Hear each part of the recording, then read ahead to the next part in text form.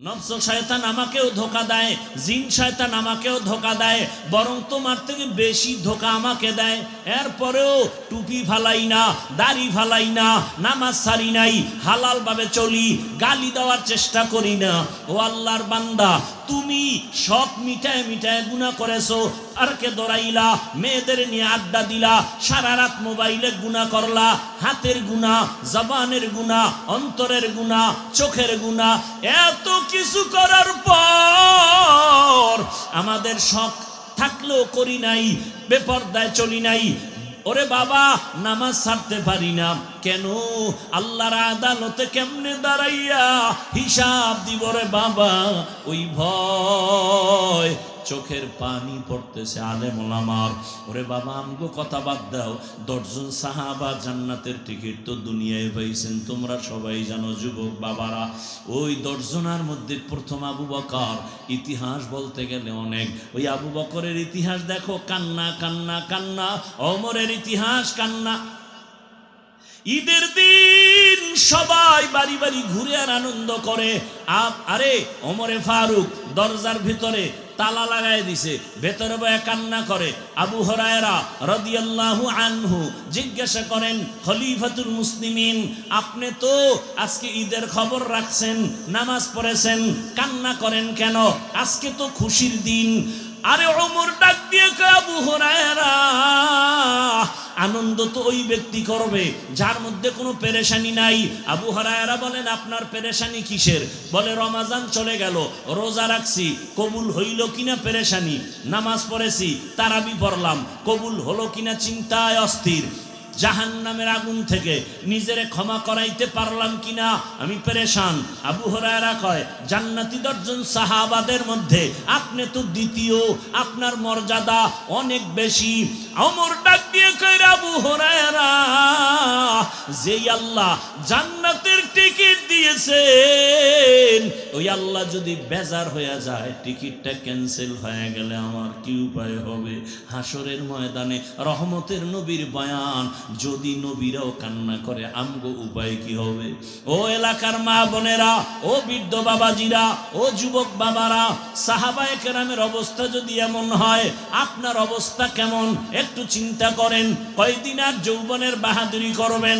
চোখের সামনে লাশ আর লাশ আর লাশ, পানির নিচে যুবকের লাশ, ঘুমের বিছানায় যুবকের লাশ, গাড়ির নিচে যুবকের লাশ।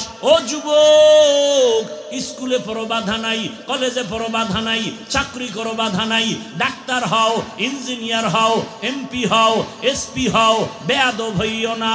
তার মানে মা বাবার সাথে বেয়াদবি করে বরদোয়া নিও না, শিক্ষকের সাথে বেয়াদবি করে বরদোয়া নিও না, ওলামায়ে কেরামের দোয়া নিয়া সামনে আগাও।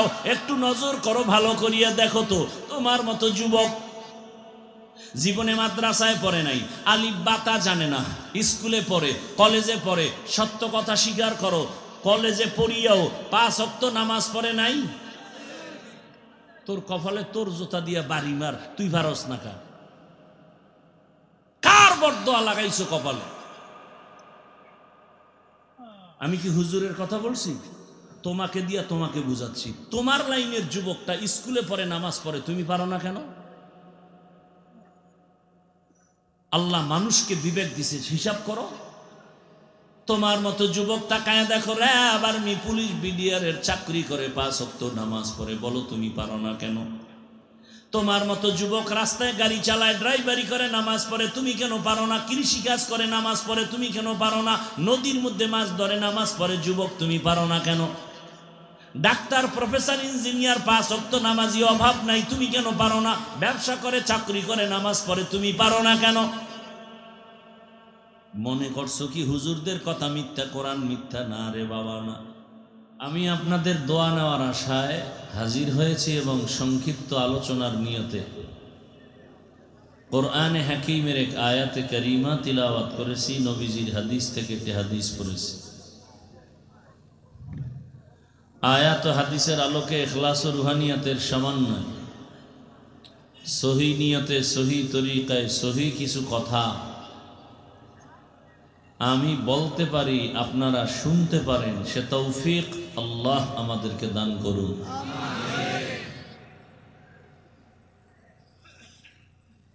এটা একটা বেহেশতের বাগান,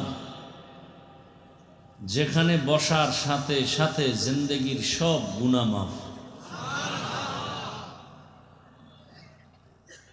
এটা এমন একটা পরিবেশ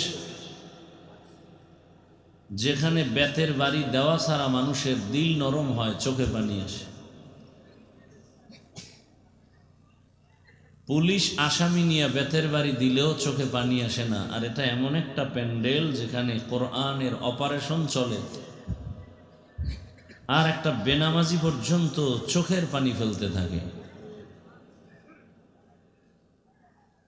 এটা সেই মাঠ, এখানে কেউ চাইলেই আসতে পারে না, চাইলেই বসতে পারে না। আল্লাহ যাকে কবুল করেন সেই আসার সুযোগ পায়, বসার সুযোগ পায়। কত মানুষ আসার নিয়ত করেও আসতে পারে নাই,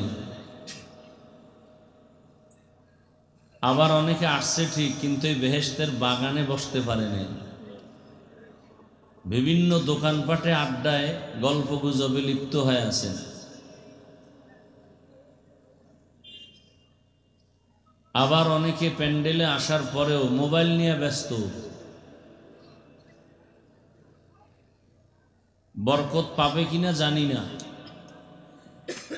তবে কলবের দরজা বন্ধ যারা মোবাইল নিয়ে ব্যস্ত। বয়ান তাদের মোবাইলে যাবে, কলবে যাবে না। আরে ভাই, আমাদের বয়ান তো বয়ানই না, এটা একটা ফ্যাশন চলতেছে। যেমন একজন আলোচক দুনিয়াতে নাই, আল্লাহ তাকে জান্নাত দান করেন। তিনি বলতেন, ওয়াজ করা আমগো বক্তাদের পেশা, আর আপনাদের হইল ওয়াজ শোনা নেশা। এই পেশা চলে আর আপনাদের নেশা চলে, মাঝখানে আমলের খাতা শূন্য। আমি যদি আপনাদেরকে পায়ে হাত দিয়া কতটা বিনয়ী হইয়া বললেও, কিছু মানুষ এমন যে এরা দুনিয়া প্রয়োজনে বলবে জান্নাত লাগবে না, আমার মোবাইল লাগবে। কত সন্তান এই মোবাইল মোবাইল করে মা বাবার সাথে বেয়াদবি করে, মা বাবার টাকা চুরি করে, অভাব নেই। কত ছাত্র শিক্ষকের সাথে এই মোবাইলকে কেন্দ্র করে বেয়াদবি করে। আমার এমন একটা বয়ান আছে কিনা সন্দেহ যে মোবাইলের বিরুদ্ধে আমি বলি না। অদৃশ্য এক মরণস্ত্রের নাম মোবাইল। আমার কথা শুনেন, ঠিক বেঠিক আমি বলতেছি, আপনাদের কোনো আওয়াজ দেওয়ারই দরকার নেই, বুঝেন। আপনারা বয়ান আমার থেকে ভালো জানেন, না জানলে আপনি অ্যান্সার দেন কিভাবে? বাকি শুনেন আমি কি বুঝাতে চাই।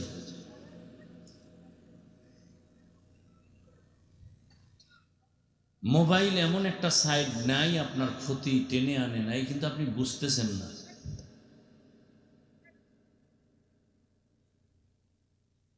চোখের পাওয়ার নষ্ট, কিডনি দুর্বল, হার্ট দুর্বল, ব্রেন দুর্বল, কানের পাওয়ার দুর্বল। এবার আসেন বাহিরে, যেটা চরিত্র দুর্বল, লেখাপড়া দুর্বল, স্বামী স্ত্রীর হক আদায় করে না, গজব মোবাইল। সন্তান পিতামাতার হক আদায় করে না, মা বাবা সন্তানের হক আদায় করে না, মোবাইল। সারা রাত এই মোবাইলে গুনাহ গুনাহ গুনাহ গুনাহ, সীমাহীন গুনাহ করে। এজন্য আমি শুরুতেই বলছি, অনেকে খেয়াল করেন নাই, আল্লাহ মোবাইলের গুনাহ থেকে হেফাজত করে।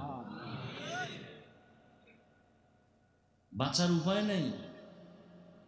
আমি বাঁচতে পারি না, আপনারা বাঁচবেন কি করে? আল্লাহ যদি না বাঁচান, উপায় কি? আমার বয়ানই যে আপনাদের কল্যাণ টেনে আনবে গ্যারান্টি নাই। রসুলের সাথে তো কোনো তুলনা করাও জায়েজ নেই। সেই রসুলের বয়ান কত পিওর, যে রসুলকে একবার দেখলেই জাহান্নামের আগুন হারাম, যে রসুল দিকে তাকাইলেই পেটের ক্ষুধা নিবারণ হয়ে যায়। সেই রসুলের বয়ান শুনছে 13 বছর, দেখছে পাশে বসে, একই দস্তরখানে খাইছে, এরপরও কপালে কালেমা জুটে নেই। বুঝেন কত বড় নিকৃষ্ট বেঈমান, যে রসুলের বয়ান 13 বছর শুনলো, পাশে থাকলো, দেখলো, চিনলো, মানলো না। এরকম নিকৃষ্ট বেঈমানের নাম কি আপনাদের জানা আছে? কি শুনেন নাই কোনোদিন?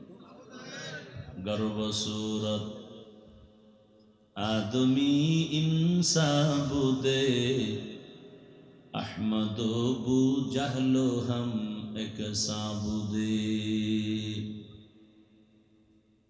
আকৃতিতে মানুষ হওয়ার নাম মানুষ না,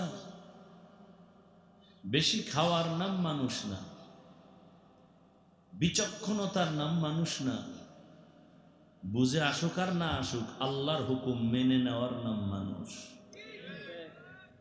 আপনি বুঝে আসে না এই জন্য মানবেন না। ওই অনেকে বলে না, অর্থ না জেনে না বুঝে কোরআন পড়লে লাভ নেই। আপনি কোরআন কি বুঝবেন? যারা এত বিশাল তাফসির লেখেও তো বলছে আমি কোরআনের ইলমের সব বুঝি নেই। কি ওলামায়ে কেরাম কি বলেন? এত বিশাল বিশাল তাফসির, আপনি কিভাবে আয়াতের তাফসির করবেন? একটা শব্দর তাফসির করতে গেলে অনেক এলেম সেখান থেকে বের হয়। একটা শব্দের এলমে নাহু ওই ধারায় এক ব্যাখ্যা, তাসাউফের ধারায় এক ব্যাখ্যা, মান্তেক দর্শনের ধারায় এক ব্যাখ্যা, মুফতি শব্দের চিন্তা চেতনার আর এক ব্যাখ্যা। একটা শব্দ নিয়ে এইভাবে পুরা 30 পারা কোরআনের গবেষণামূলক ব্যাখ্যা আজ পর্যন্ত কেউ টোটালটা করতে পারেন। এখানে বিস্তারিত আলোচনা আছে, সংক্ষিপ্ত করে গেলাম। এই বিষয়ে বিস্তারিত আছে। যেমন আমি উঠেই কিন্তু বলছি, একটা আয়াত পড়ছি, হাদিস পড়ছি, আয়াত হাদিসের আলোকে সংক্ষিপ্ত 2-4টি কথা বলব। তাফসীর কারকরাও বলছেন সংক্ষেপে লিখে গেলাম, পুরাটা লেখার জন্য এডিশন বড় হয়ে যাবে, আমার কিতাব বড় হয়ে যাবে। অথচ কোরআন শরীফের ওজন কত? 250 গ্রাম। হাকিকতে ওজন কত ভাবেন তো একটু। এমনি ধরলে 250 গ্রাম, হাকিকতে ওজন কত কোরআন? পাহাড় কয় এই ওজন আমি নিতে পারবো না। পৃথিবীর কেউ এ কোরআন নেওয়ার জন্য রাজি না। আল্লাহ কয় অবুজ অকৃতজ্ঞ মানুষের চাপায় দিলাম। সেই কোরআন আসছে রসুলের উপরে, তাও 40 বছর পর। চিন্তার বিষয়, তাও কিন্তু একসাথে আসছে। আপনাদের জানা থাকলে বলেন তো, আল্লাহর এই কোরআন রসুলের কাছে আসছে কতদিনে? চিন্তা করতে হবে এই কথাগুলোর মধ্যে প্রত্যেকটা পয়েন্টে আমাদের উপদেশ।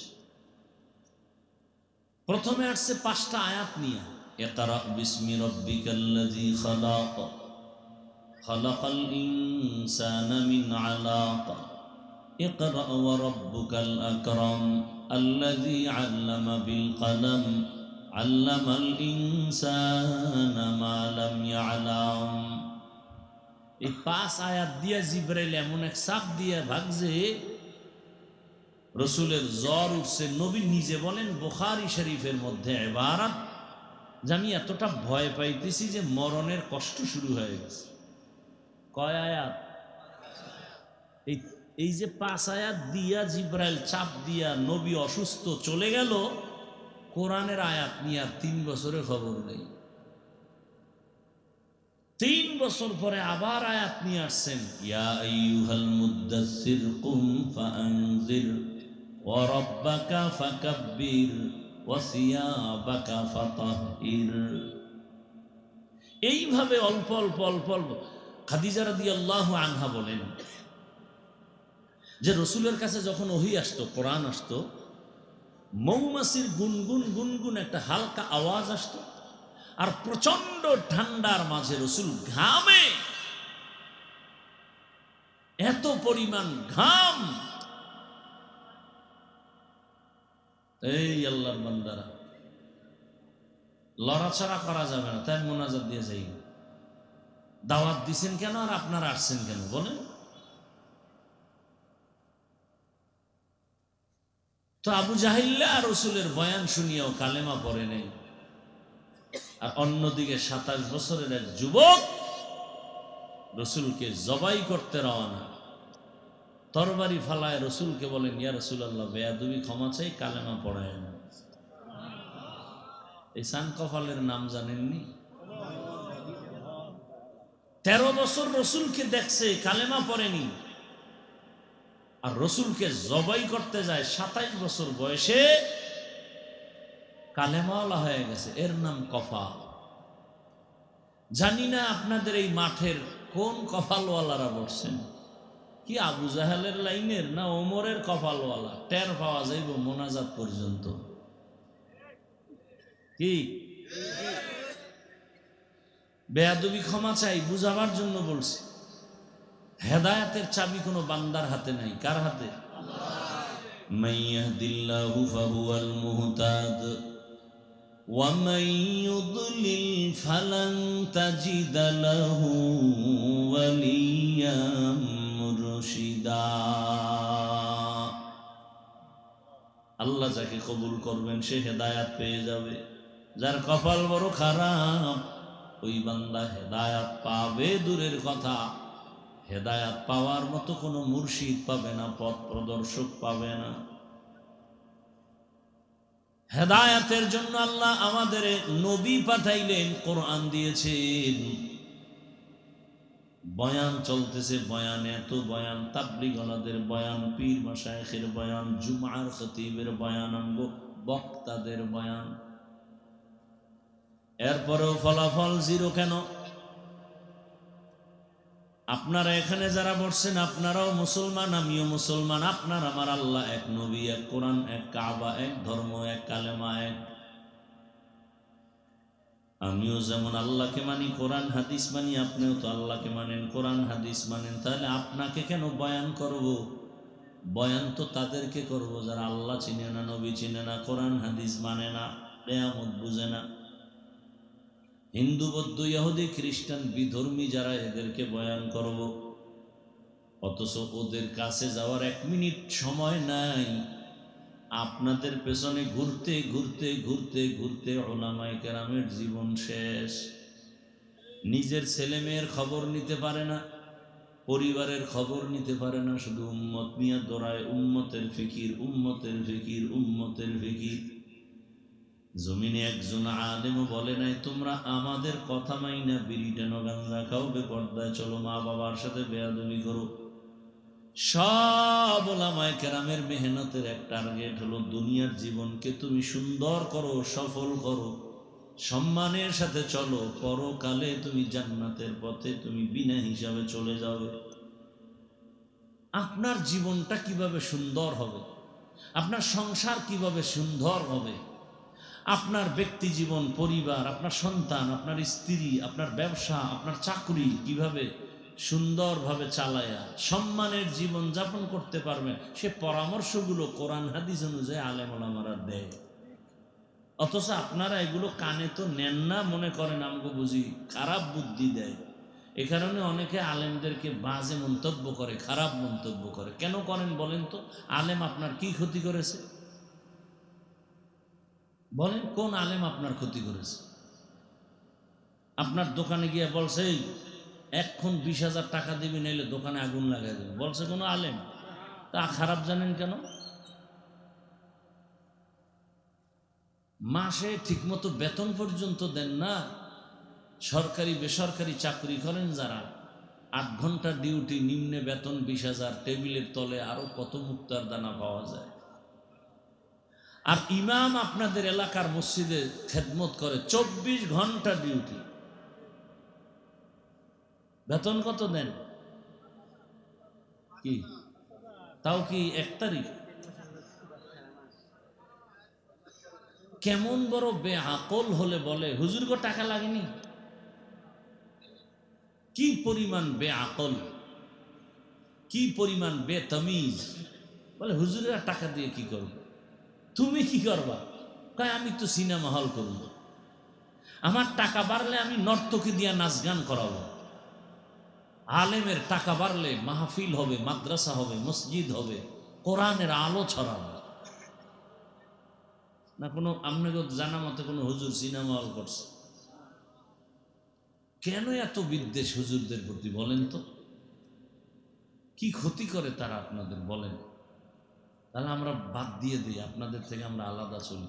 আমরা তো আপনাদের টাকা দিবেন, খাবো, বেঁচে থাকবো না, সেই চিন্তা করলে তো করোনার সময় হুজুরেরা মানুষের শত শত লাশগুলো কাঁধে নিয়ে গোসল করাইলেন, কাফন পরাইলেন, জানাজা পড়ালেন, কবরে রাখলেন, টাকার বিনিময়। বাবার করোনা, ছেলে কাছে যায় না, মরার ভয়, আর ওলামায়ে কেরাম এই লাশগুলো ধোয়াইলেন, গোসল করা, জানাজা, কবরে রাখা সব। একজন হুজুরও করোনায় মরে নাই। বাস্তব কথা, আপনি একটু হিসাব করেন।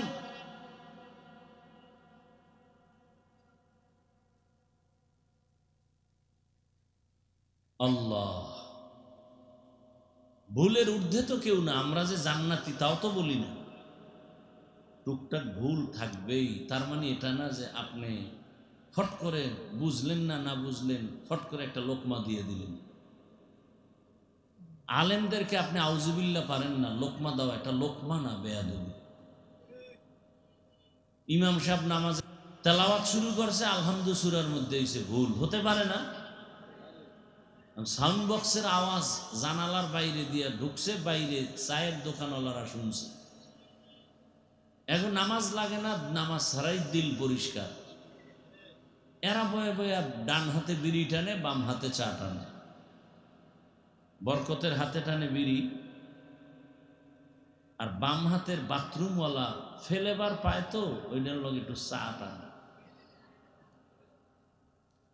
ইমাম সাহেবের আলহামদুর ভুল শুই না, চায়ের দোকানওয়ালা রাখা সর্বনাশ, ইমাম সাহেব ভুল করে বসেছে। তো আর এক তারসে রাখা লোকমা দে, শুই না, চায়ের কাপ থুইয়া জানালা দিয়া বাহির থেকে কয়, ইমাম সাহেব ঠিক করেন, ভুল হয়েছে। এটা লোকমা না বেদবি? হ্যাঁ, মনে রাখবে, এটা লোকমা। এইভাবে লোকমা দেওয়া জায়েজ নেই, আর এই লোকমা ইমাম যদি নেয় নামাজ ভেঙে যাবে। অতএব আপনি আলেম না, আপনি আলেমের ভুল ধরা মানে এটা বেয়াদবি। বলবেন তাহলে আলেমরা যা মনে চায় তাই করবে কেন? আমার আল্লাহ নাই? ছাইরা দেন আল্লাহর উপরে। সীমা লঙ্ঘন করলে খালি তাকায় তাকায় দেখবেন মরার আগেই বিপদ শুরু, বিচার শুরু। এত টেনশন করেন কেন? আল্লাহকে আপনি দুর্বল মনে করেন না? আল্লাহকে দুর্বল মনে করেন, এত টেনশন কেন? নিজের হাতে বিচার নিলে হবে হালকা, আসমান থেকে বিচারের ফয়সালা হবে কঠিন। যেই বিচার র্যাব, আর্মি, পুলিশ, বিডিআর কেউ ফিরাতে পারে না। কিসের বডিগার্ড, কিসের সিকিউরিটি? আসমান থেকে ফয়সালা আসছে, করোনার মতো শুরু হয়ে গেছে বিচার, জমিন আলারা ফিরাতে পারে না। চোখের সামনে দেখতেছেন আরো কিছু, বুঝেন না কেন? বুঝেন না কেন? আসমানের বিচার বড় কঠিন, ছেড়ে দেন আল্লাহর উপরে।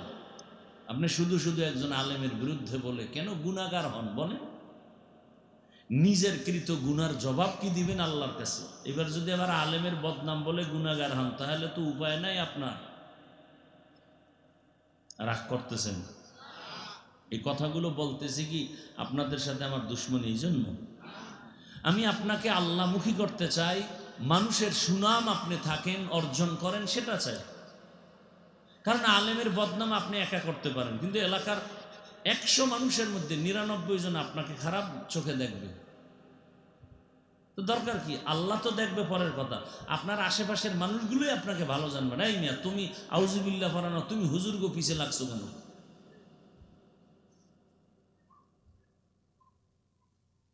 আল্লাহ হেদায়াতের দৌলত দান করেন। আল্লাহ, আমি যে আয়াত পড়ছি, রসুলের হাদিস পড়ছি, তর্জমা বলছিলাম? বলি নাই। তর্জমাটা বলি, তারপরে কিছু ব্যাখ্যা যদি আপনারা শুনতে চান তাহলে শুনব। না চাইলে দোয়া করে চলে যান। আপনি শুনতে চান কিনা এটা তো আমি কাজের দ্বারা টের পাবো। আপনার সাফার জোরে বললে তো হবে না। আর শুনতে চাই বলে উঠে হাইটে গেছেন, তার মানে কয় ভাই আপনার দাওয়াত, কয় আলহামদুলিল্লাহ, কয় আপনার বাড়ি, বলে নওজুবিল্লাহ। হ্যাঁ, কয় ভাই আপনার দাওয়াত, কয় আলহামদুলিল্লাহ, কয় আপনার বাড়ি, নওজুবিল্লাহ। এই দাওয়াতের কোনো মানি আছে?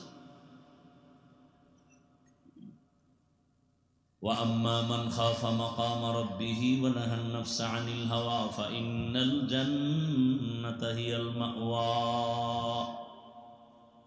আল্লাহ বলেন, যে ব্যক্তি আমার আদালতে দাঁড়িয়ে হিসাব দিবে এই ভয়, দুনিয়াতে থেকেই নিজেকে গুনাহ থেকে বাঁচাবে, আমি আল্লাহ ওয়াদা করেছি তাকে বিনা হিসাবে জান্নাত দিব। আয়াতের তরজমা শেষ, এবার হাদিসটা পড়ি। নবী বলেন, ইত্তাকিল মাহারিম তাকুন আবাদান নাস। আল্লাহর নিষিদ্ধ জিনিস থেকে নিজেকে ফিরায় রাখো, আল্লাহ পাক তোমার মর্যাদা বাড়ায় দিবেন, উম্মতের কাছেও আল্লাহর দরবারেও মানুষের মর্যাদা বেড়ে যাবে। সারা দুনিয়ার ভেতরে আল্লাহ যা কিছু সৃষ্টি করেছেন এগুলোকে এক বচনে বলে মাখলুক, বহু বচনে বলে মখলুকাত। সব মখলুকতের স্রষ্টা একজন, তিনি হলেন খালেক, তার নাম আল্লাহ। এই সব মখলুকতের মধ্যে একমাত্র শ্রেষ্ঠ হলো মাটির সৃষ্টি মানুষ। আল্লাহ তাআলা মানুষের মর্যাদা বাড়ায় দিবেন। মানুষের মধ্যে আবার মর্যাদা কেমনে বলে, সব মানুষ অন্যান্য মাখলুকতের মধ্যে যেমন শ্রেষ্ঠ, আবার এদের মধ্যে যারা ঈমানওয়ালা তারা আরো শ্রেষ্ঠ। ঈমানওয়ালাদের ভেতরে যারা আমলওয়ালা তারা আরো শ্রেষ্ঠ, আবার ঈমান আমলওয়ালাদের মধ্যে যারা তাকওয়াওয়ালা তারা আরো শ্রেষ্ঠ। তাকওয়াওয়ালাদের মধ্যে চূড়ান্ত আল্লাহর একেবারে নিকটে যারা, তারা হলেন আম্বিয়া কেরাম, নবী রাসূলগণ। আর সব নবী রাসূলের মধ্যে শ্রেষ্ঠ রাহমাতুল লিল আলামিন। আর সমস্ত নবীদের উম্মতের মধ্যে আমাদের রহমতের নবীর উম্মত আমরা বড় দামি, বড় শ্রেষ্ঠ। এবার আমাদের মধ্যে আবার ওইভাবে ভাগ, আমাদের ভেতরে যারা ঈমানওয়ালা, আমলওয়ালা, তাকওয়াওয়ালা তারা শ্রেষ্ঠ। আল্লাহ কয় আরো যদি গুনাহ থেকে বাঁচো, বিনয়ী হইয়া চলো, আরো সম্মান বাড়াবো। কয় তা কেমনে? ঈমান আছে, সম্মান বাড়লো বেঈমানের উপরে, আমল আছে, বেআমলের উপরে সম্মান বাড়লো, তাকওয়া আছে, তাকওয়া বিহীনদের উপরে আমার মর্যাদা বাড়লো। কয় এইবার মর্যাদা অন্য লাইনে বাড়বে। কয় কেমনে? এখন তোমাকে ভালোবাসে 5টা লোক, এখন আপনারে ভালোবাসে কতজন এটা তো গণনা করা যায় মোবাইল দিয়ে, না? আপনার ফলোয়ার আছে কতজন? কয় এতজন আমার বন্ধু। আল্লাহ কয় তুই যদি গুনাহ ছাড়ো, নিজেরে বিনয়ী করে চলো, এখন তোরে 500 লোকে ভালোবাসে, 1000 লোক ভালোবাসবে। এক পর্যায়ে যত নিচু হয়ে চলবা, পুরা দেশের মুমিনরা ভালোবাসবে। আরো বিনয় হয়ে চলবা, দেখবা এক পর্যায়ে শুধু মুমিন না, বিধর্মীরাও তোমাকে মোহাব্বত করা শুরু করবে। আরো বিনয় হয়ে চলবা, এক পর্যায়ে দেখবা তোমারে শুধু মানুষ ভালোবাসে তাই না, জঙ্গলের প্রাণীরা পর্যন্ত তোমারে ভালোবাসা শুরু করবে। বলে তার প্রমাণ কি? বলে তুমি যখন প্রাণীকে কোনো আদেশ দিবা, দাঁড়ায় থাক, দাঁড়ায় থাকবে। এই রকম নজির আমাদের জমিনে অভাব নাই।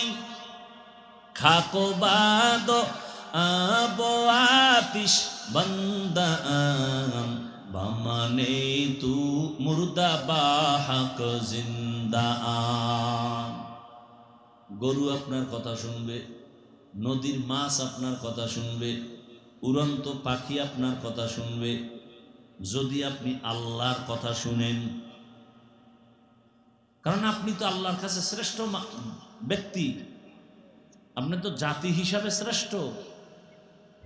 আপনার কথা দুনিয়ার সব শুনবে যদি আপনি আল্লাহর কথা শুনেন। ওয়া আম্মা মান খাফা মাকামা রাব্বিহি ওয়া নাহান নাফসা আনিল হাওয়া ফাইন্নাল জান্নাতা হিয়াল মাওয়া। হর কে দারত খৌফে হকদার দিল মাদাম জন্নতুল মাওয়া দেহত উরা মাকাম জুজবা হকচি জে মখা আজ ইনসুজা ফজলে উ আমস্তে দর জুমলা জাহা। আল্লাহর আদালতে দাঁড়াতে হবে, হিসাব দিতে হবে। ভয় কেন? সেই আদালত হবে বড় ভয়ঙ্কর। দুনিয়ার আদালতে যদি মামলা হয়, মামলা হওয়ার পরে সত্য মিথ্যা যাচাই পরে হবে, আগে জেলখানায় ঢুকাইয়া লাও। 15 বছর পর্যন্ত জেলে ছিল, এখন বিচারক কয় কোনো দোষ নাই। 15 বছর কেন মিথ্যা মামলায় জড়িত করা হলো? কোন দিন এই জমিনে একটা আইন হবে, যারা মিথ্যা মামলা করবে ওদের 6 বছরের জেল হবে, টের পাইলেই। এই মিথ্যা মামলাগুলো কোনোদিন গ্রহণযোগ্য হবে না। তদন্ত সাপেক্ষে যদি প্রমাণ হয় সে মিথ্যা মামলা করছে, 6 বছরের কারাদণ্ড। তাহলে এই জমিনে কোনো নিরপরাধীর বিরুদ্ধে মামলা করতে পারবে না সুবিধাভোগীরা। আল্লাহ হেদায়াত দান করুন। মিথ্যা মামলা যারা করে আল্লাহ ওদেরকে হেদায়াত দেন, না হয় খুব তাড়াতাড়ি ওদেরকে ধ্বংস করে দেন।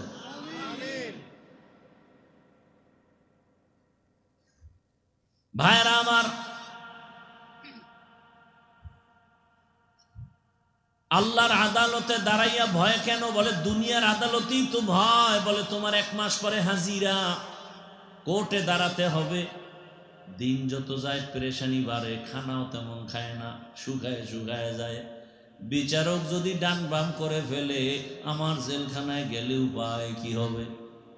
আমার মাওলার আদালত আরো কঠিন। দুনিয়ার আদালতে একটু লাইন আছে কি? বলে আগে ফয়সালা দিবে, কোনো ভিডাভিডি নেই। ফয়সালা দিয়ে বলবে রে রিমান্ডে নিয়ে যাও আর এক জায়গায়, এখানে নিরাপদ, এখানে কেউ তারে আঘাত করবে না। জেলখানায় নিবে, রিমান্ডে নিবে, আয়না ঘরে নিবে, এইভাবে সেখানে নিয়ে অত্যাচার। কিন্তু আমার মাওলার আদালতটা কেমন? সিরিয়ার জমিন অথবা আরাফার ময়দান হবে আল্লাহর স্টেজ, বিচারালয়, আদালত, আর পুরা জমিনটা হবে কিয়ামতের মাঠ। ভালো করে বুঝেন। আল্লাহর কোরআনের কথা বলতেছি, আমগো কোরআন তো পুঁজি। আজও পর্যন্ত কোরআনের একটা ভুল কেউ বের করতে পারে না। এখন বের করে দেন, এখন দাড়ি কেটে ফেলবে। এখন দুনিয়ার সব কোরআন জ্বালায় দিবে। কারণ আল্লাহর কোরআনে ভুল মানি আল্লাহ ভুল, ইসলামও ভুল, জান্নাত ভুল, জাহান্নাম ভুল, আখিরাত ভুল, আর কোরআন ঠিক, সব ঠিক। তাহলে 1500 বছর পর্যন্ত প্রমাণ কোরআন ঠিক। আজও পর্যন্ত একটা ভুল কেউ বের করতে পারে নাই। অতএব এই কোরআন ঠিক, কোরআনের ভেতরের সব বয়ানও ঠিক, কোনো সন্দেহ। আল্লাহ তো চ্যালেঞ্জ দিয়ে দিছেন, আজও পর্যন্ত আল্লাহর কোরআনের চ্যালেঞ্জ কেউ গ্রহণ করতে পারে নাই। বরং বহু পণ্ডিতেরা একটু উল্টা পাল্টা করতে গিয়ে শেষ পর্যন্ত কোরআনের কাছে মাথা নত করে কালেমা পড়েছে। ও আমার যুবক বাবাজিরা, পর্দার আড়ালের মা বোনেরা, বৃদ্ধ বাবাজি, আল্লাহর আদালত বড় ভয়ঙ্কর আদালত। কেমন? বলে আল্লাহ আদালতে বসার পর সূর্যটাকে বলবে নিচে নেমে আয়, তোর যত মুখ উপরে ছিল নিচে কর, যত তাপ ছেড়ে দে। সূর্যের সব তাপ যখন ছেড়ে দিবে, এই পুরা মাটির জমিনটা তামা হয়ে যাবে গরমে। স্বর্ণ হবে না, রূপা হবে না, লোহা হবে না, হবে তামা। কেন তামার জমিন হবে? তামার পাতের মধ্যে, ধাতুর মধ্যে একটা গুণ আছে যেটা লোহার মধ্যে নাই, স্বর্ণের মধ্যে নাই, রূপার মধ্যে নাই। তামার ধাতু যেমন লোহার বিশাল একটা বড় অংশ, এক মাথা যদি গরম করে অন্য মাথা গরম হবে না। স্বর্ণেরটাও এমন, রূপারটাও এমন। কিন্তু তামা এক অংশ গরম হলে পুরো অংশটাই গরম হয়ে যাবে। ইনসাফের আদালত হবে হাসরের মাঠ। সূর্যের গরম নাফরমানদের মাথার মগজগুলো ভাতের মারের মতো ফুটতে থাকবে। নারী আর পুরুষ সব এইভাবে একসাথে মিলেমিশে উলঙ্গ সব দাঁড়াবে। আবার অন্য দিক থেকে জাহান্নামের আওয়াজ। নবীজি বলেন জাহান্নাম এত ভয়ঙ্কর আওয়াজ দিবে আর বলবে, আল্লাহ বেনামাজি গুলো কই? আমাকে তাড়াতাড়ি দাও, আমার পেটে ক্ষুধা, তাড়াতাড়ি বেনামাজি গুনাহগার গুলো দাও। আল্লাহ বলবেন, ফেরেশতা ৭০,০০০ শিকল লাগায় জাহান্নামের গলায় বেঁধে পিছনে টান। ৭০,০০০ শিকল লাগাবে, এক এক শিকলের গোড়ায় ৭০,০০০ ফেরেশতা। পেছনে টেনে ধরে রাখতে পারবে না, বরং জাহান্নামের আওয়াজে হাসরের পুরা মাঠ, এই পুরা জমিনটা থরথর করে কাঁপা শুরু হবে। নারীরাও উলঙ্গ, পুরুষও উলঙ্গ। এদিকে আল্লাহ আল্লাহ কয়, আমিও কঠিন এক রাগান্বিত ভাষণ দিব। লিমানিল মুলকুল ইয়াউম লিল্লাহিল ওয়াহিদিল কাহ্হার। আল্লাহ পাক আওয়াজটা দেওয়া মাত্র হাসরের মাঠ আরো কাঁপা শুরু হয়ে যাবে। আল্লাহর এই আওয়াজ শুনে এমন অবস্থা হবে হাসরের মাঠে, মানুষগুলো বেহুশ অবস্থায় পায়ের উপরে দাঁড়ায় থাকবে ৫০,০০০ বছর বেহুশ। নবীদের কান্না শুরু হয়ে যাবে। মুসা নবী কাঁদবেন, আমার উপায় কি? ঈসা নবী কান্না করবেন, আমার উপায় কি হবে? সূর্যের গরম, জাহান্নামের আওয়াজ, আল্লাহর মেজাজও গরম, দাঁড়ানো যায় না, জমিন তামা। আদম নবী কাঁদবেন, আমার উপায় কি? নূহ নবী কাঁদবেন, ইব্রাহিম নবী কান্না করবেন, আমার উপায় কি? এমন এক হালাত হবে। আল্লাহ কয়, ওই দিন আমার দরবারে দাঁড়ানোর ভয় অন্তরে জমা কর, এরপরে জমিনে গুনাহ থেকে নিজেরে বাঁচাও। আমি আল্লাহ ওয়াদা করলাম বিনা হিসেবে জান্নাত দিয়ে দিব। আতিনা ফি দারে দুনিয়া না হাসান, আতিনা ফি দারে উকবানা হাসান, ইয়া গিয়াসাল মুস্তাগীসিন ইহদিনা লিফতিখারা বিল উলুমে ওয়াল গিনা।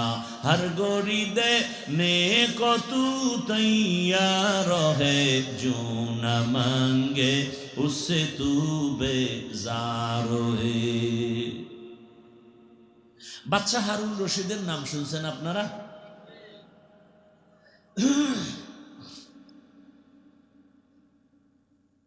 রাষ্ট্র চালায়, মসজিদও চালায়।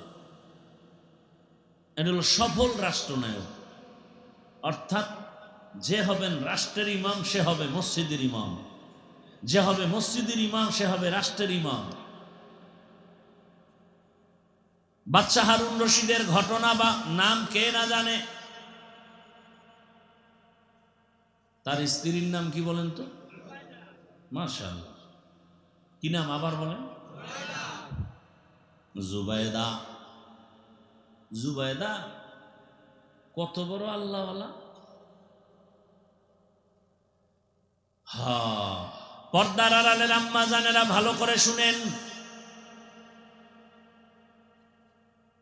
মা হওয়া সহজ, তবে আদর্শ মা হওয়া বড় কঠিন। নারী হওয়া সহজ, রমণী হওয়া কঠিন। জুবাইদা খাতুন বাদশা হারুন রশিদের স্ত্রী। তার 100 কাজের লোক ছিল সব নারী। কয়শো? ভালো করে মনে রাখেন, মা বোনেরাও ভালো করে শুনেন। বাদশাহ হারুন রশিদের স্ত্রী জুবায়দা, কাজের নারী কতজন তার ঘরে? সিংহাসন, রাজ পরিবার, 100 নারী ছিল সব কোরআনে হাফেজা। আরো আস্তে করে বলেন।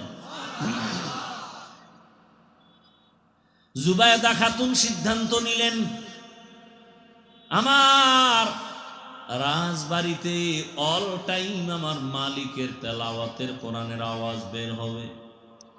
1 সেকেন্ড যেন তেলাওয়াত ছাড়া আমার ঘর খালি না যায়। কেমনে? মহিলাদের ভাগ করে দিলেন, তুমি আধা ঘন্টা তেলাওয়াত করবা, তারপরে কাজে যাও। উনি শেষ করলে তুমি তেলাওয়াত করো, কেউ শেষ করবে আর একজন। এইভাবে সাজায় দিছেন। জুবায়দার বাড়ি এখন 24 ঘন্টা কোরআনের আওয়াজ।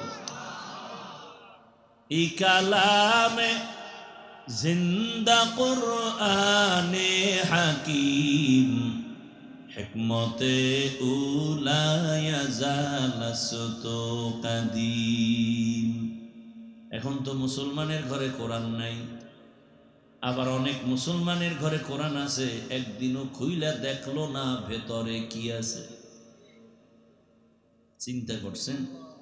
আমরা মুসলমান।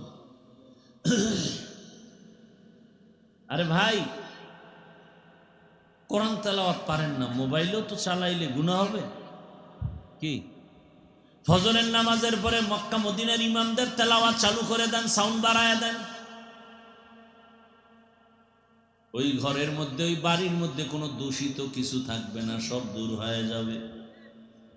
আমার আল্লাহর কোরআন এমন এক কিতাব, যেটা দেখলে সওয়াব, পড়লে সওয়াব, আওয়াজটা শুনলেও চুম্বুকের মতো টানে। কি? আল্লাহর কোরআনের তেলাওয়াত এমন এক রাকাত নামাজ নাই যেখানে আলহামদু সূরা নাই। আজও পর্যন্ত কেউ কি বলেছে বারবার এক সূরা কেন পাল্টাও, আলহামদু বাদ দাও? বলছে? বরং যার আওয়াজ যত সুন্দর, তার তেলাওয়াতের মজা তত বেশি। আলহামদুলিল্লাহি রাব্বিল আলামিন, আর রহমানির রহিম, মালিক ইয়াউমিদ্দিন, ইয়্যাকা না'বুদু ওয়া ইয়্যাকা নাস্তাঈন, ইহদিনাস সিরাতাল মুস্তাকিম, সিরাতাল লাযীনা আন'আমতা আলাইহিম, গায়রিল মাগযুবি আলাইহিম ওয়ালাদ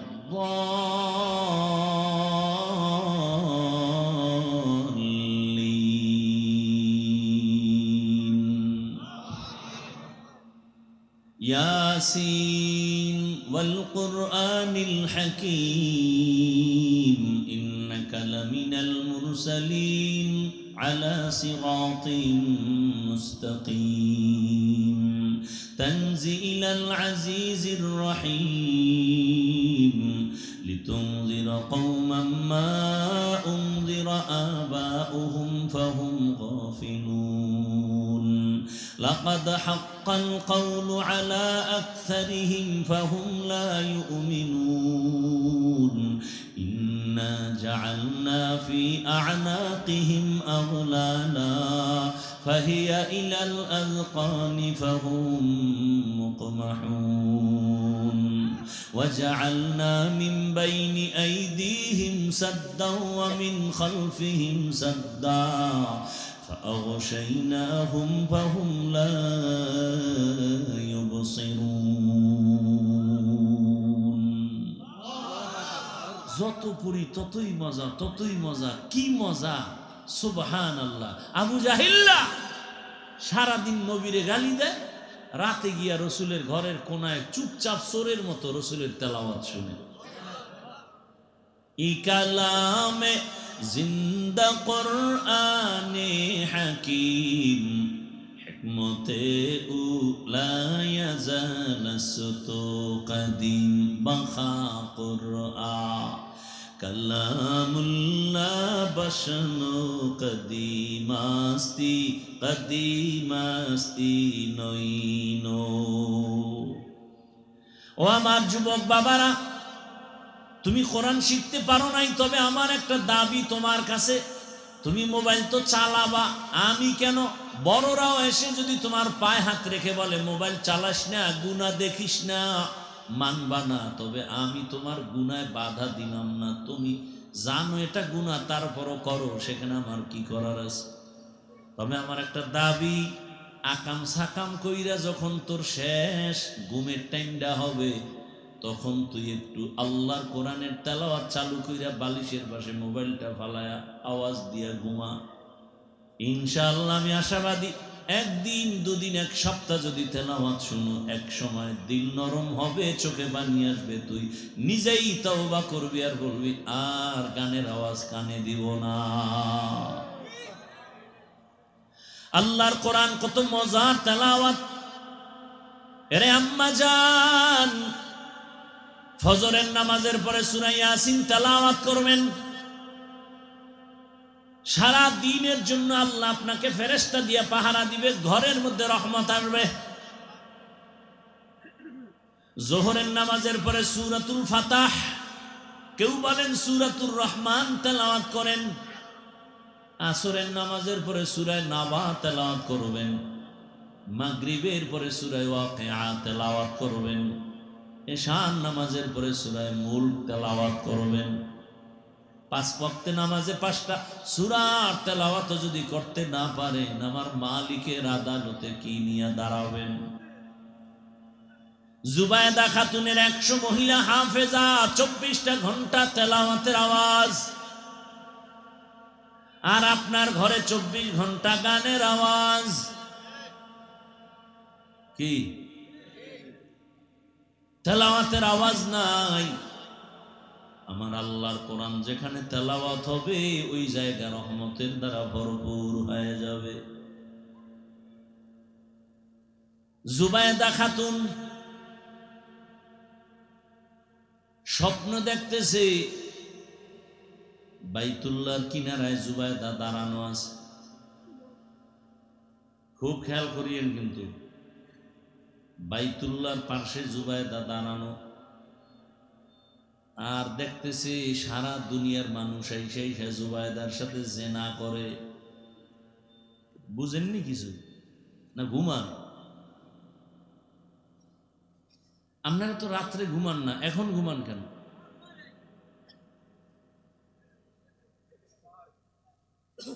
বাইতুল্লাহর কাছে জুবায়দা দাঁড়ানো, স্বপ্ন দেখে, সারা দেশ থেকে মানুষ আসে, আর কি করে তার সাথে। স্বপ্ন কত কঠিন, ব্যাখ্যা কি? জমানার স্বপ্নের তদবির করনেওয়ালা, তাবির করনেওয়ালা, ব্যাখ্যা করনেওয়ালা, যে কেউ স্বপ্নের ব্যাখ্যা করতে পারে না। এ কারণে স্বপ্নের কথা সবার কাছে বলাও যায় না, নিষেধ। যারা ব্যাখ্যা করতে জানে এমন ব্যক্তিদের কাছে স্বপ্ন বলা উচিত। আর আপনি স্বপ্নই দেন না, বিড়ি টানতে টানতে ঘুমাইলে কি কচু দেখবেন? আল্লাহ হেদায়েত দান করুন।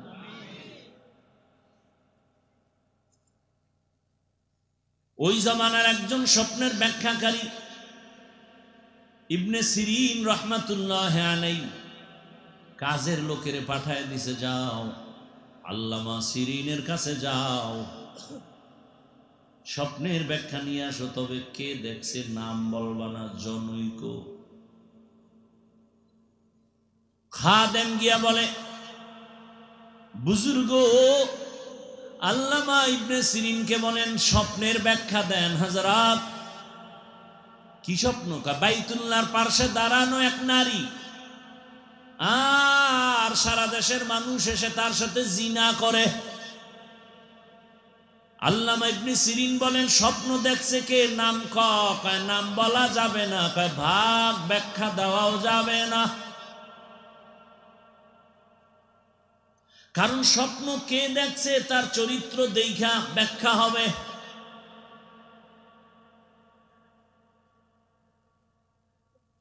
ফিরেছে। জুবায়দার কাছে আসার পরে নাম নাই, ব্যাখ্যাও নেই, কি করার, এক পেছেই ফিরে গেল। যা গিয়ে বল, নিজের কাছেও তো একটু কেমন কেমন লাগে, জিনা দেখছে, জিনা। বলে গোপনে গিয়া নামটা বলে দাও। বলে দেওয়ার মাত্র আল্লামা ইবনে সিরিন বলে জুবায়দার কপাল খুলছে। জুবায়দার মতো ভাগ্যবতী নারী এ জমিনে এখন আর নাই। জুবায়দার কপাল খুলে গেছে। কি কপাল! বলে জুবায়দার নিজের যে অর্থ আল্লাহ দিছেন, ওই টাকা দিয়া বাইতুল্লাহর পাশে এমন খেদমত হবে, সারা দুনিয়াবাসী আইসা জুবায়দার খেদমতের অংশগ্রহণ করবে। দেখছেননি স্বপ্ন কি আর ব্যাখ্যা কি? জিন্দেগি মে বন্দগি তু করনা হে, जिंदगी में बंदगी तू करना है, जिंदगी बे बंदगी शर्मिंदा है, जिंदगी बे बंदगी शर्मिंदा है। दुनिया में हो दुनिया का तलबगार न हो, बाजार से गुजार हो खरीदार न हो। ये दुनिया एक मिसले कागज फूल है, ये दुनिया एक मिसले कागज फूल है, जिंदगी में बंदगी तू करना है, जिंदगी बे बंदगी शर्मिंदा है, जिंदगी बे बंदगी शर्मिंदा है, जिंदगी में बंदगी कुन बंदगी, बंदगी बे जिंदगी शर्मिंदगी। খারাপ লাগে আপনাদের? বাচ্চা হারুন রশিদ কত বড় বুজুর্গ এবং রাষ্ট্র চালায়। একদিন তার ওজির আজমরে নিয়ে রাস্তা দিয়া যায়। মূল ঘটনা এখনো সামনে, আমার আয়াতের উপরে কিন্তু ঘটনা। আল্লাহর আযাবের ভয়, যারা গুনাহ ছাড়বে তারা বিনা হিসাবে জান্নাতি, এই টার্গেটে আমি ঘটনা টানতেছি। হারুন রশিদ রাস্তা দিয়ে চলতেছেন, ঠাডা ভাঙ্গা রোদের তাপ। হঠাৎ তাকায় দেখে রাস্তার পাশে এক বৃদ্ধা বুড়া মানুষ ফলের গাছ লাগায়। বাদশা হারুন রশিদ গায়, বুড়া তুমি কি করো? কয় ফলের গাছ রোপণ করি। তোমার বয়স কত? কয় মরণের সময় কাছাকাছি। কথা তুমি যে এত কষ্ট করো এই রোদের তাপের মধ্যে গাছের ফল খাইতে পারবানি? জীবনেও না। তো কষ্ট করো কেন? বুড়ায় কয়, রে বাদশা, জানেন না আমার পূর্ববর্তী বাপদাদারা গাছ লাগাইছে, আমরা খাইছি, আমরা লাগায় যাব, আমাদের পরবর্তী প্রজন্ম সন্তানেরা ফল খাবে। বুড়ার জবাবটা কেমন হইল? বাদশা হারুন রশিদ খুশি হইয়া 1000 দিনার পুরস্কার দিয়ে দিল। বুড়া তো যেইতেই বুড়া না। বুড়া কয়, মাশাআল্লাহ, মানুষ গাছ লাগাইয়া 1 বছর পরে ফল খায়, আমি নগদ পাইছি। এইটা কেমন হইল? বাদশা খুশি হয়ে আরো 1000 দিছে। বুড়ায় কয়, মানুষ বছরে ফল পায় একবার, আর নগদ পাইলাম 2 বার। উজিরে কয়, বাদশা দৌড় এনতে ভাগেন। এই বুড়ার যে বুদ্ধি, ফকির বানায় ছাড়বে এনে বইয়া। তাড়াতাড়ি এখান থেকে বের হন। যুবক, মুরব্বী মানো না? না, তোর শিক্ষার যোগ্যতা সব বঙ্গোপসাগরে ফেলে দে, মুরব্বীদের অভিজ্ঞতার সামনে যোগ্যতার কোনো দাম নাই। শিক্ষাগত যোগ্যতার থেকে কোটি গুণ পাওয়ারফুল অভিজ্ঞতা। তুমি ইঞ্জিনিয়ার, কিন্তু ড্রাইভার গাড়ি নষ্ট হয়ে গেছে, তুমি কিছুই পারো না। কিন্তু ইঞ্জিনিয়ার পাশ কইরাও তুমি বুঝো না ইঞ্জিনের অবস্থা কি। কিন্তু দস্তখত দিলে কলম ভাঙে, এই মূর্খ ইঞ্জিন ধরলেই 5 মিনিটে ঠিক হয়ে যাবে। এটা যোগ্যতা না, এটার নাম হলো অভিজ্ঞতা। এটার নাম কি? অভিজ্ঞতা। মুরব্বি মাইনো কাজে লাগবে। মুরব্বি মানলে দুনিয়াও লাভ, আখেরাতেও লাভ। বাচ্চা হারুন রশিদ একদিন সব এলাকার বড় বড় ওই রাজ দরবারের আলেমদের দাওয়াত দিলেন। দুপুর বেলার খানার আয়োজন, নামি দামি ওলামায়ে কেরামদের ডাক দিলেন, রাজ সিংহাসনে খানার আয়োজন করলেন। রাজপ্রাসাদে সব বড় বড় আলেম ওলামা চলে আসলেন। ওলামায়ে কেরাম আসার পরে ডাঁডে খাওন দিয়া দিলেন, পেট ভরে খাওন। রাজার খানা, এমন খানা যা আর জীবনে ভুলা যাবে না। খাওন বাদশাহে খাওয়াইছে, খাওয়া লওয়া শেষ। পেটের ভিতরে এখন হারুন রশিদের খানা ভিতরে আওয়াজ দিতেছে। বাদশাহ কয়, ওলামায়ে কেরাম কেমন মেহমানদারি হলো? বলে আলহামদুলিল্লাহ। খাওয়াইয়া লওয়াইয়া তো এমনি ছেড়ে দিব না, আমার একটা বিষয় আমি জানার জন্য আপনাদের ডাকছি। সব আলেম বলে, বলেন কি আপনার জানার বিষয়? এই মূল ঘটনায় ঢুকতেছি। আপনার জানার বিষয় কি বলেন? বাদশাহ হারুন রশিদ বললেন, উলামায়ে কেরাম আপনারা আজ আমাকে চিনেন কিনা? বলে হ্যাঁ, আপনাকে চিনি। আমি হারুন রশিদকে আপনারা জানেননি? বলে জানি। আমার বিষয় আপনাদের ধারণা আছে কিনা? বলে আছে। তাহলে আমি বিস্তারিত বলবো না, শুধু আপনারা আজকে আমাকে বলে যাবেন আমি বাদশাহ হারুন রশিদ জান্নাতি নাকি জাহান্নামী। এতটুকু বলে যান আমি জান্নাতি না জাহান্নামী। একজন একজন একজন করে সব আলেমদের এক আওয়াজ, আপনি জান্নাতি না জাহান্নামী বলার উপায় নাই। এতটুকু বলা যাবে, আপনি ভালো আমল করলে জান্নাতের পথে আছেন, জান্নাতি বলা যাবে না। আপনি যদি খারাপ আমল করেন জাহান্নামের পথে আছেন, জাহান্নামী বলা যাবে না। কথা খাওয়াইয়ে লাভ হইল কি? খাওয়াই লয়ে যদি সরকার আপনাকে দাওয়াত দেয় আর খাইয়ে লয়ে যদি বলতে না পারেন যে আপনি জান্নাতি, এই খাওয়ানে লাভ কি? সব আলেমের এক আওয়াজ সম্ভব না। বাদশাহ হারুন রশিদ মন বেজার করে চুপচাপ বসে আছে। ঠিক আছে, তো জান, বলতে না পারলে কি করার? আমার খাওন যে ভিতরে ঢুকাইছেন এটা ফেরত তো নেওয়া যাবে না, চলে যান। সব ওলামায়ে কেরাম যখন চলে যাবেন, ঠিক এই টাইমে ওলামায়ে কেরামের মজলিস থেকে একজন পেছন থেকে একটা 9 বছরের বালক দাঁড়ায় গেল। ডাক দিয়ে কয়, বাদশাহ জাহাপনা, বেয়াদবি ক্ষমা করবেন,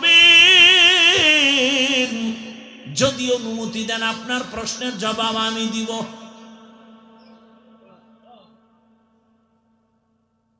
সবাই তাকায় রয়েছে। আরে আমরা বড় বড়রা ফেল করলাম, কে এই 9 বছরের বালক? এ আবার কি জবাব দেয়? সবাই বইছে শুনি, বাচ্চা কি বলে? কাঁচামরিচ ছোট হলেও কিন্তু ছোট না, সাপ ছোট মনে কইরা অবহেলা কইরো না, ছোট সাপের কামড়ের মধ্যেও কিন্তু বিষ আছে। আছে না নাই? বরং বড় সাপ দেখলে ফিটা দেওয়া যায়, ছোট সাপ তো দেখা যায় না, ফট করে পকেটে যদি ঢুকে যায়। ছোট সাপের উপরে আরো ভয়। আরে এলেম আছে তো আল্লাহ পাক বরকত দান করেন। আলেম ওলামা সব যাবে, বসে গেল। 9 বছরের বালক বলে আমি জবাব দিব, দাও। না, এত সোজা? রাস্তা করে দেন, আপনার সামনে আমাকে আসার মতো ব্যবস্থা করেন। সামনে এসে হাজির। এই বাদশাহ হারুন রশিদ তো আমলওয়ালা ব্যক্তি, বুজুর্গ মানুষ, অহংকারী না, মূলত আলেমদের আনছেন পরীক্ষার জন্য। বাদশাহ হারুন রশিদ 9 বছরের বালককে সামনে নিয়ে আসলেন। 9 বছরের বালক বলে, বাদশাহ প্রশ্নটা আবার করেন। বাদশাহ হারুন রশিদ আবার প্রশ্ন করল, এই বালক বল, আমি জান্নাতি নাকি জাহান্নামী? বাচ্চা আগুন আগুন। প্রশ্ন করছে কে? আমি। জবাব দেবে কে? তুমি। বেয়াদবি মাফ করবেন, সাময়িক সময়ের জন্য বলেন, প্রশ্নকারীর মর্যাদা বেশি না উত্তর দেনেওয়ালার? উত্তর যে দিবে সে তো একটু হলেও মর্যাদাবান। 9 বছরের বালক বলে, বাদশাহ জাহাপনা বেয়াদবি ক্ষমা করবেন, আপনি আমি জবাব দেওয়া পর্যন্ত আমাকে চেয়ারে বসায় দেন, আপনি নিচে বসেন। বাদশাহ হারুন রশিদ বুজুর্গ মানুষ, বাচ্চার কথাটা তিনি অন্তরে নিয়া হুকুম দিলেন, তাড়াতাড়ি নিচে বসার ব্যবস্থা করো, আমি নিচে নামি। ওই বালকের চেয়ারে বসায় দাও, সিংহাসনে বসায় দাও। ও আমার যুবক বাবারা, ভালো করে শুনো, তোমার মেধার মধ্যে আল্লাহ এই পরিমাণ এত পরিমাণ আল্লাহ পাক জ্ঞান দান করেছেন, তুমি এক যুবকের মেধা দিয়ে গোটা দুনিয়া কন্ট্রোল করতে পারো, কিন্তু গুনাহ করার কারণে তোমার মেধা দিন দিন নষ্ট হয়ে যাচ্ছে। আকাশেতে লক্ষ তারা, এক চাঁদের আলো। তুমি যুবক, তোমার জ্ঞান কত বেশি, পরিধি কত, তুমি জ্ঞানটাকে খাটাও না। কবি নজরুলের গুণগান গাও, চিনো না সে কে, তোমার মতোই তো সন্তান। আজকে যাদের বই পড়া তুমি আজকে শিক্ষিত হয়েছো, তাদের চিনো না, তারাও তো তোমাদের মতোই ছিল, কিন্তু তোমাদের মতো সময় অপচয় নষ্ট করে নাই, যে কারণে তাদের মেহনতের লেখা বই সব ছাত্র ছাত্রীদের কাছে প্রিয় হয়ে গেছে। তারা তো মইরা গেছে, কিন্তু মইরাও সবার অন্তরে অমর হয়ে আছে, তার লেখা বই পড়ো। তুমি মইরা গেলে কি স্মরণ করবে সবাই? মায় বলবে আলহামদুলিল্লাহ একটা বালা গেছি গা, কারণ এই ভোলার জ্বালায় যে কি কান্দা কানছি, কেমন অভিশপ্ত কপাল। তুই মরে গেলে তোর মা খুশি, বাপ খুশি, এমন অভিশপ্ত কপাল নিয়ে জন্ম নিয়েছ। তুমি মরে গেলে এলাকার আলেম খুশি, তোমার কপাল এত বিনষ্ট, কারোর সাথে ভালো আচরণ আদিয়া দিতে পারো না। মায়ের সাথে খারাপ, বাবার সাথে খারাপ, শিক্ষকের সাথে খারাপ, শেষ পর্যন্ত গাড়ির তলে বইলা পাও দুইটা নাই, এরপরে খোদার গজব, কিডনি শেষ, পস্তে পস্তে বিছানায় শেষ হয়ে যায়, সুখে মরে না। এজন্য সারা দেশে বলি, যুবক ডাক্তার হও, ইঞ্জিনিয়ার হও, প্রফেসর হও, বেয়াদব হও না। এসপি হও, ডিসি হও, ওসি হও, চেয়ারম্যান হও, এমপি হও, বেয়াদব হও না। মা বাবার সাথে বেয়াদবি করা যাবে না, শিক্ষকের সাথে করা যাবে না, উলামায়ে কেরামের সাথে করা যাবে না। করলেই আর তারা অভিশাপ দিলেই মরার আগে ধ্বংস শুরু, কোনো সন্দেহ নেই। রাস্তাঘাটে চলি, কত পাগল দেখি উলঙ্গ, ইংলিশে কথা বলে। চিন্তা করলাম, রাস্তার পাগল যুবক আবার ইংলিশ কেন বলে? হিসাব করে বের করলাম, রাস্তার পাগল আসলে ইংলিশ শিখে নাই, বরং ইংরেজি পড়া অবস্থায় বেয়াদবি করে পাগল হয়ে গেছে। পাগল হইতে কি লাগবে? একটা তার ডিস্টার্ব হলেই তো শেষ। ও আমার যুবক বাবারা, ওই বালক যখন বলল আমাকে সিংহাসনে বসায় নিচে নামেন, বাদশা হারুন রশিদ নিচে বসছে, 9 বছরের বালক চেয়ারে আছে, সিংহাসনে আসে। সিংহাসনে বসিয়াই ডাক দিয়া কয়, বাদশা, আমার মাওলার ইলম যাদের কাছে আছে তাদের সম্মান এমনই হয়ে থাকে। কি বুঝাইছে? বুঝছেন? ইলম যার কাছে আছে কোরআন ও হাদিসের, তাদের সম্মান এমনই হয়। 9 বছরের বালক সিংহাসনে, আর পুরা দেশের বাদশাহ নিচে বসা। এটা বয়সে হয় না, টাকায় হয় না, বাহাদুরিতে হয় না, ক্ষমতার মাস্তানিতে হয় না, আমার মাওলার কোরআন হাদিসের ইলমের দ্বারা হয়।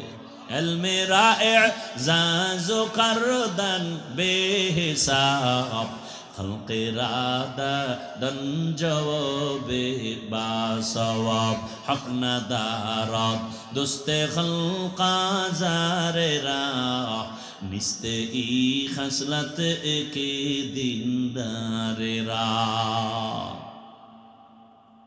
ইলমের সম্মান,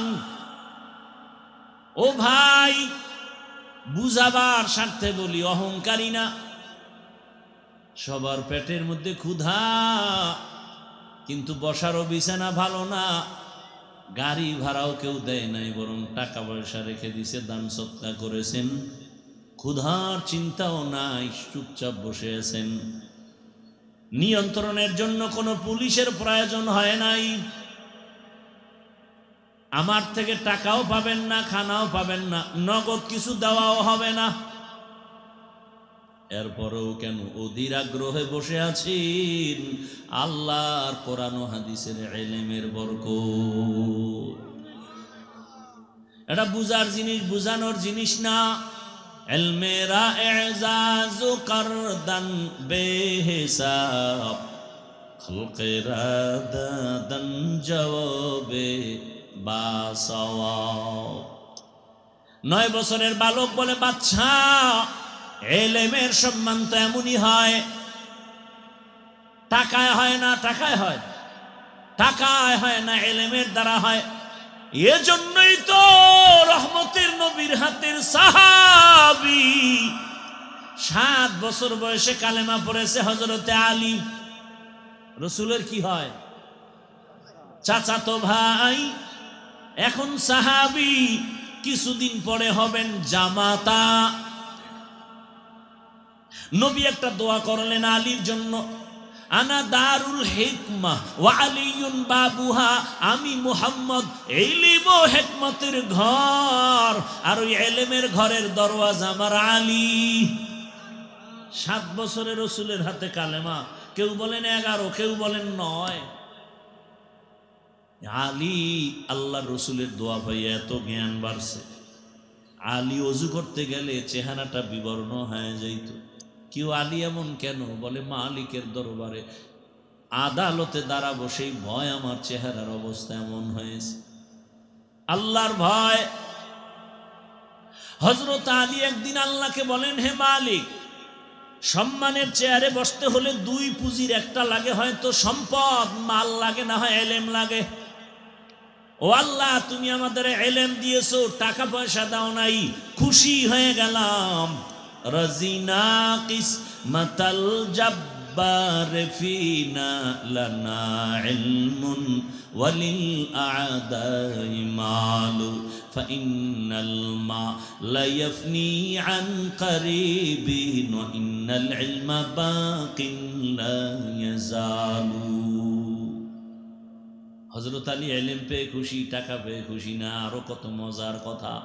হযরত আলী বলেন, আমি ইলম পেয়ে খুশি, টাকা পাইয়ে খুশি না। কেন? কয়, টাকাওয়ালার টাকা আজ আছে, কাল থাকবে না, আর ইলমওয়ালার ইলম সিনায় ডুববে, কখনো বিদায় হবে না। টাকাওয়ালার যত টাকা বাড়বে তত দুশ্মন বাড়বে না বন্ধু? টাকাওয়ালার যত টাকা বাড়ে তত দুশ্মন বাড়ে। কত বড় দুশ্মন, ছেলে হইয়া বাবারে জবাই করে। আর ইলমওয়ালার যত ইলম বাড়বে তত মোহাব্বতের বন্ধু বাড়বে। তিন নম্বরে টাকাওয়ালার যত বয়স বাড়ে সবার ঘৃণা বাড়ে, এলেমওয়ালার যত বয়স বাড়ে সবার ভালোবাসা বাড়ে। বুঝেননি?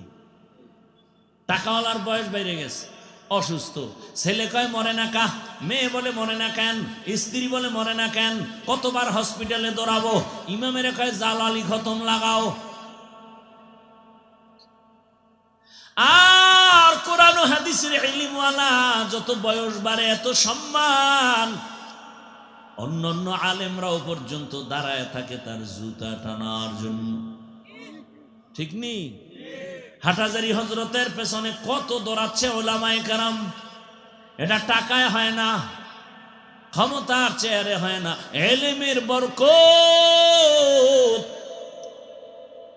কোটি টাকার মালিক দেখো অভাব হয় না দূর, গরিব ঘুমায় আরাম করে মনটা বাহাদুর।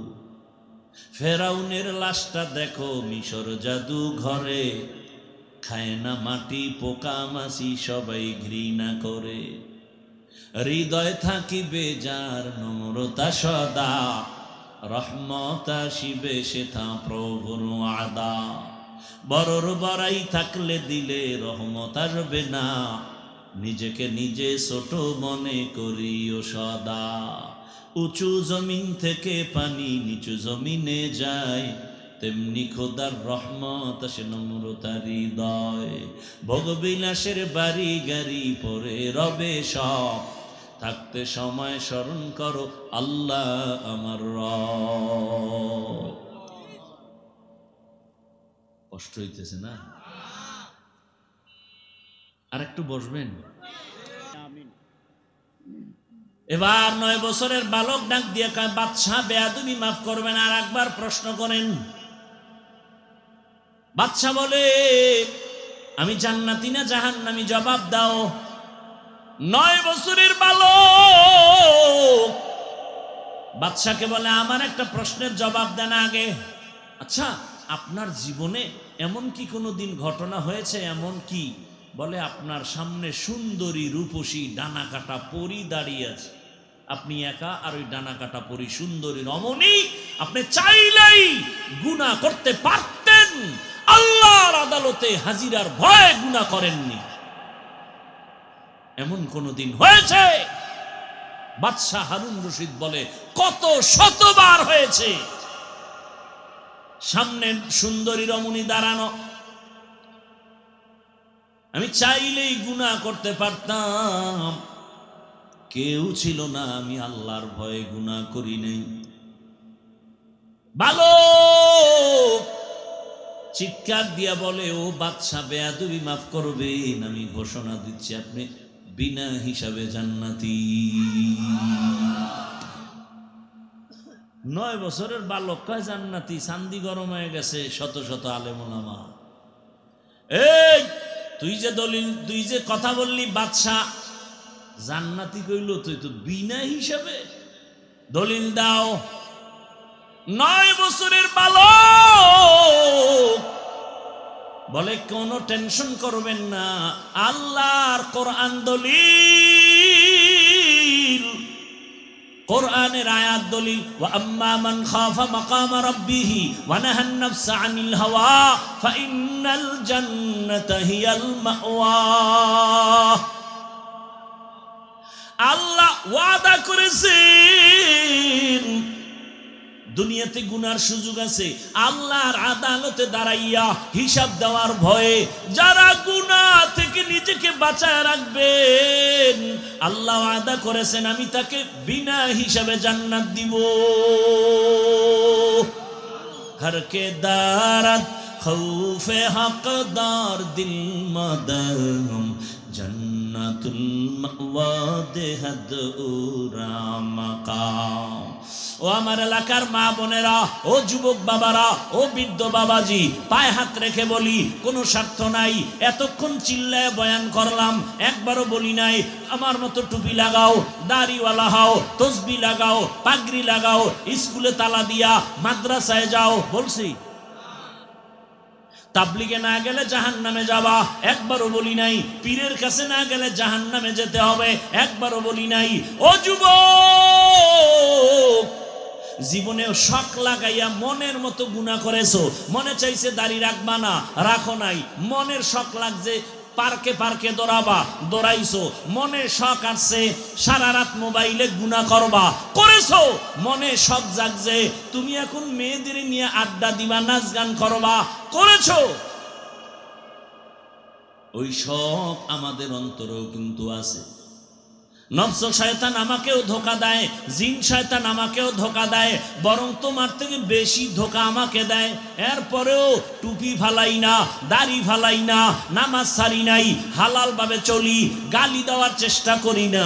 ও আল্লাহর বান্দা, তুমি শখ মিটায় মিটায় গুনাহ করেছো, পার্কে দৌড়াইলা, মেয়েদের নিয়ে আড্ডা দিলা, সারা রাত মোবাইলে গুনাহ করলা, হাতের গুনাহ, জবানের গুনাহ, অন্তরের গুনাহ, চোখের গুনাহ। এত কিছু করার পর আমাদের শখ থাকলেও করি নাই, বেপরদায় চলি নাই। ওরে বাবা, নামাজ ছাড়তে পারি না কেন? আল্লাহর আদালতে কেমনে দাঁড়াইয়া হিসাব দিব রে বাবা, ওই ভয়। চোখের পানি পড়তেছে আলেম ওলামার। ওরে বাবা, আমগো কথা বাদ দাও, 10 জন সাহাবা জান্নাতের টিকিট তো দুনিয়ায় পাইছেন, তোমরা সবাই জানো যুবক বাবারা। ওই 10 জনের মধ্যে প্রথম আবু বকর। ইতিহাস বলতে গেলে অনেক, ওই আবু বকরের ইতিহাস দেখো, কান্না কান্না কান্না। ওমরের ইতিহাস কান্না। ঈদের দিন সবাই বাড়ি বাড়ি ঘুরে আর আনন্দ করে। আরে ওমরে ফারুক দরজার ভিতরে তালা লাগাই দিছে, ভেতরে বয়ে কান্না করে।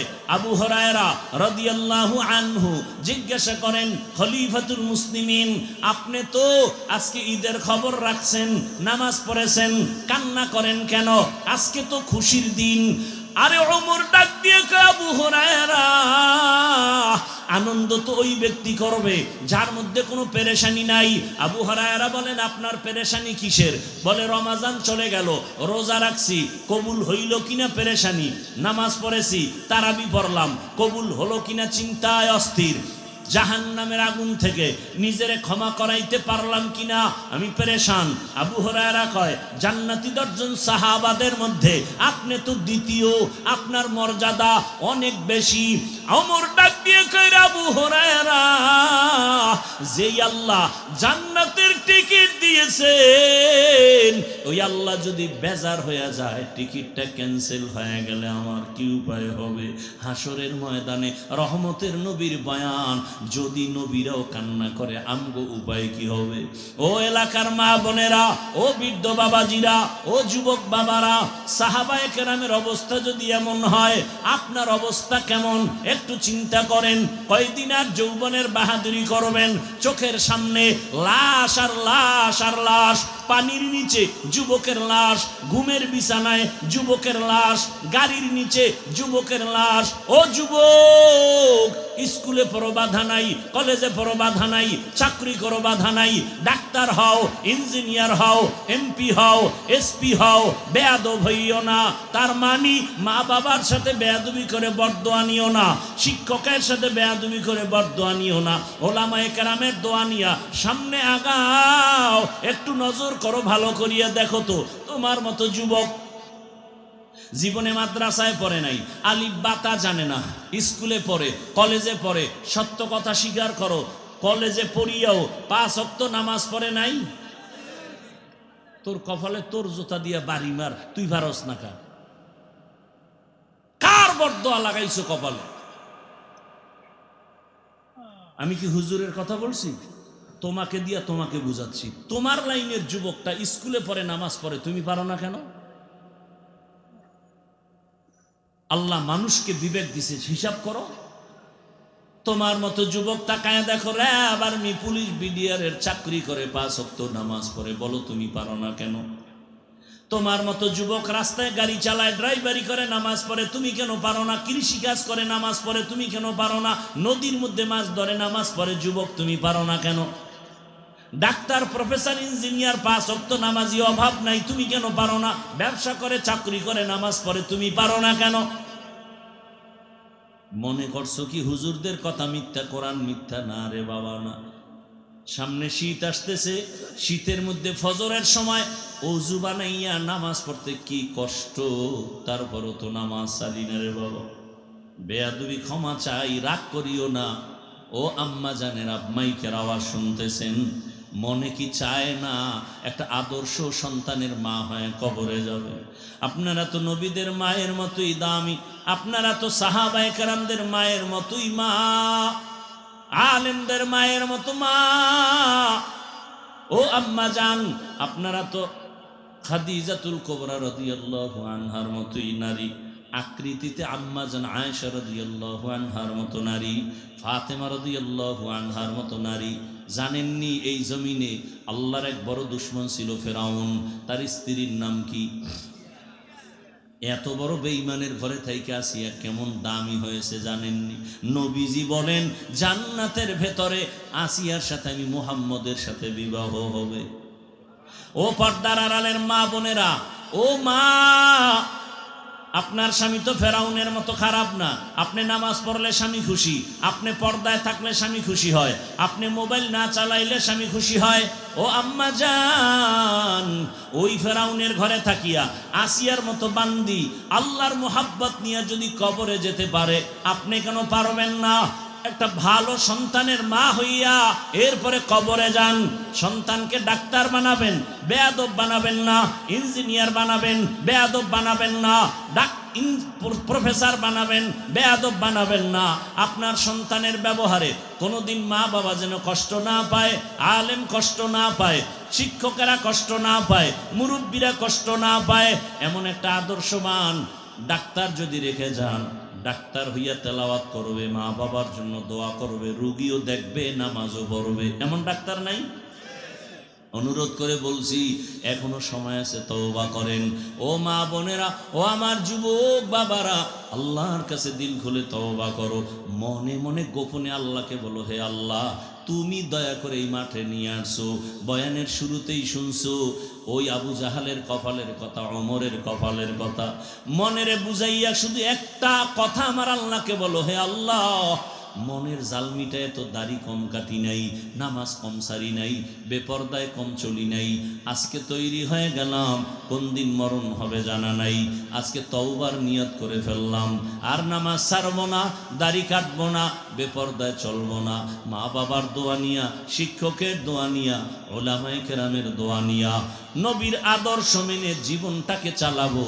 তওবা করার মতো যদি কারো অন্তর তৈরি হয়, মুনাফিকি না থাকে, খাঁটি তওবার নিয়ত যাদের আছে, দুটো হাত আমার আল্লাহকে দেখাইয়া দাও। আয় আল্লাহ, আমাদের হাতগুলো কবুল করে নেন, তওবা কবুল করে নেন। আয় আল্লাহ, তওবার উপরে মজবুত হইয়া চলার তৌফিক দান করেন, আমিন।